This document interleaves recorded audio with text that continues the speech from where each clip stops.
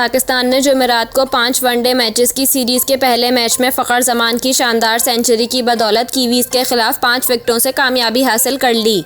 Match के बाद गुफ्तगू करते हुए फ़खर जमान ने कहा कि न्यूजीलैंड के खिलाफ सेंचुरी स्कोर करने से एतमाद मिला है। एक रोज़ा फॉर्मेट में तजुर्बा भी है और परफॉर्मेंस भी हो रही है। फ़खर जमान ने कहा कि इमामुल हक के साथ बैटिंग करके कॉन्फिडेंस मिलता है। इनके साथ खेलकर काफ़ी कुछ सीखता हूँ। शुरू में इमाम इतनी अच्छी परफॉर्मेंस नहीं दे पा रहे थे, लेकिन इनकी परफॉर्मेंस में गुज़िश्ता कुछ अरसे में मज़ीद निखार आया है।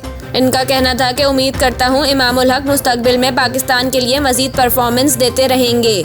फ़खर जमान ने कहा कि पाकिस्तान के लिए किसी भी बैटिंग पोजीशन पर खेलने के लिए तैयार होता हूँ।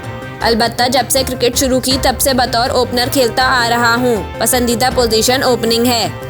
पाकिस्तानी ओपनर का कहना था कि मोहम्मद रिजवान और बाबर आजम T20 में परफॉर्मेंस देकर पाकिस्तान को मैचेस जितवा रहे हैं। इन दोनों के होते हुए मेरी T20 में मिडिल ऑर्डर में बैटिंग पोजीशन बनती है।